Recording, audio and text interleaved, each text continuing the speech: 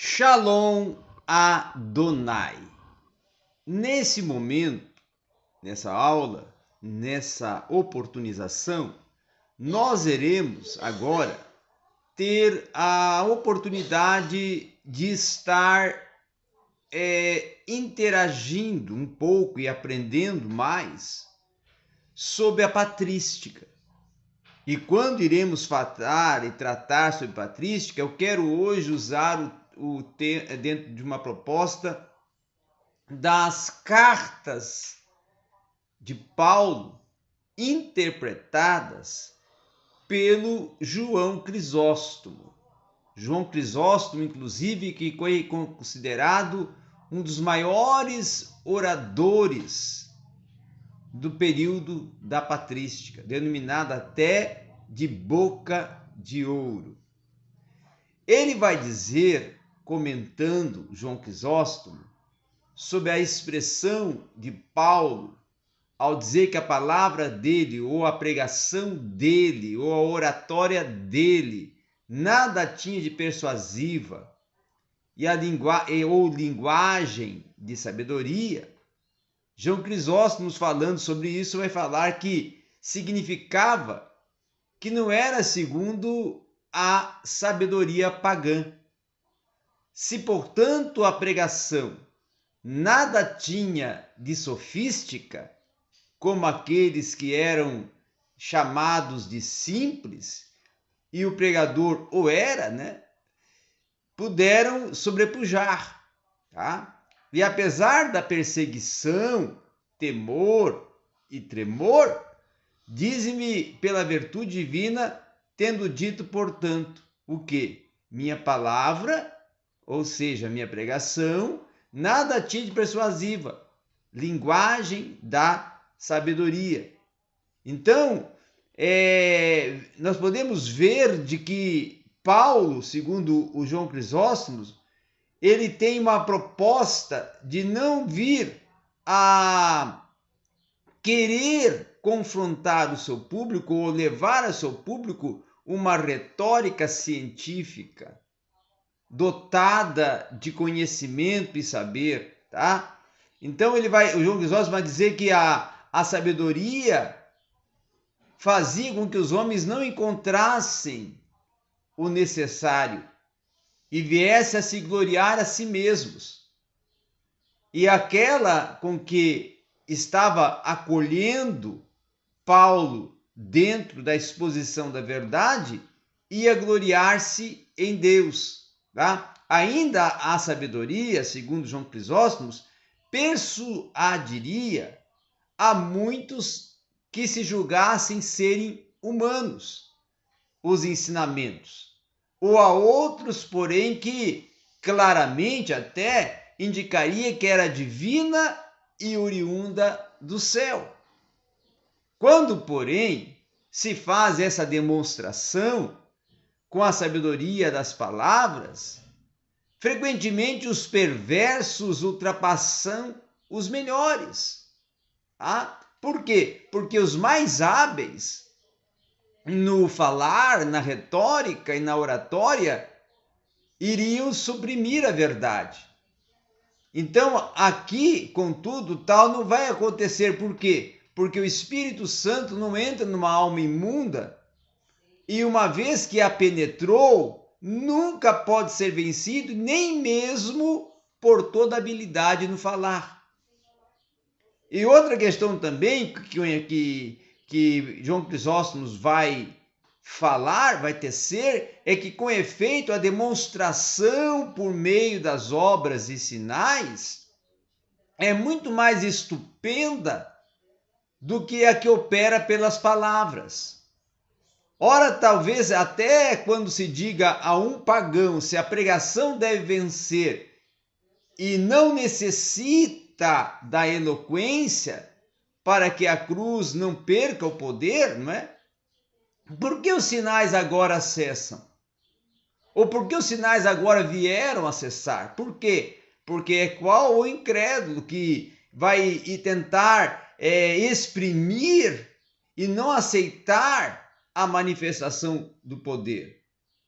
E aí o João Crisóstomo ainda vai à frente e vai dizer que, além que alguns preceitos eram laboriosos e o ensinamento era perigoso, tá? E que os ouvintes a serem convencidos haviam sido educados no meio de fantasias e que a proposta de Paulo era desconstruir essas teorias e ensinamentos que levavam a mente somente a contrair fantasias. Então as palavras se tornaram mais eficazes através do testemunho, através dos milagres e através de uma palavra que viesse penetrar a mente e a alma, causando assim um confronto interior através não do saber, mas através do penetrar a existência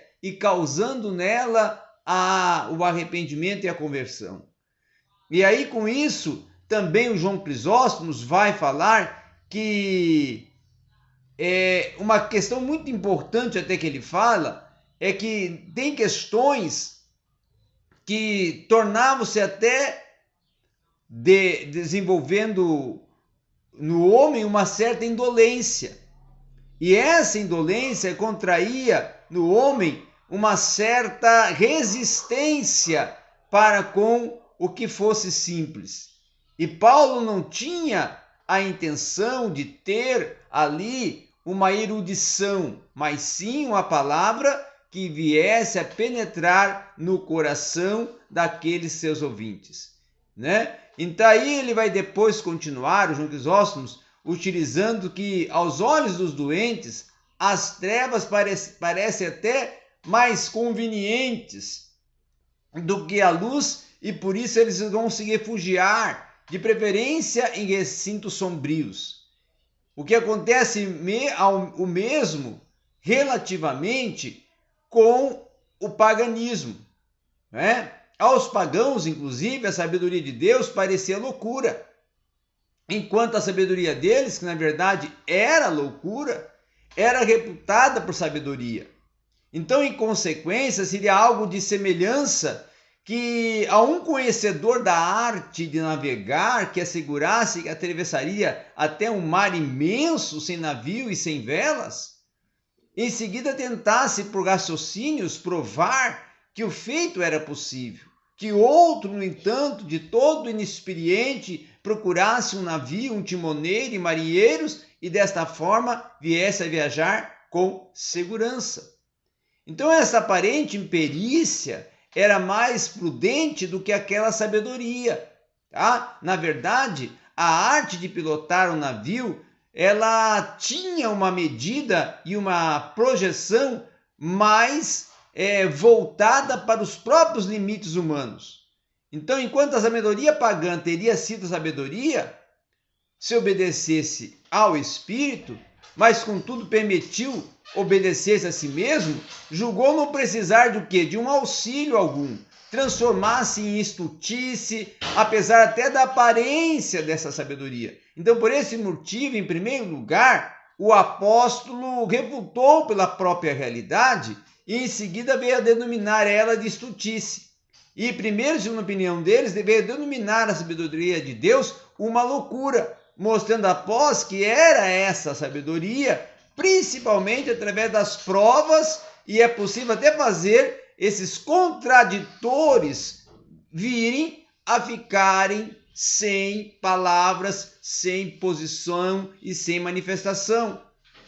E aí é que Paulo vai dizer que, no entanto, essa é uma sabedoria que falamos e que pronunciamos entre os perfeitos, tá? E uma outra questão também é que João Crisóstomo vai defender que Paulo chama de sabedoria o modo da salvação, tá? A saber, a salvação por meio da cruz, e dá o nome de perfeitos aos que acreditaram na mensagem da cruz.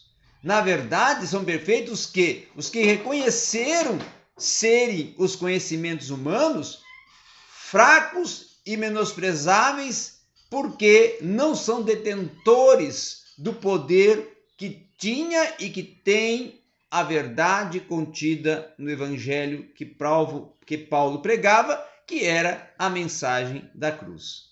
Então, concluindo essa primeira parte desta aula de hoje, nós vamos ver que, de fato, o que é útil à sabedoria pagã, nesse caso, era conquistar os príncipes deste mundo.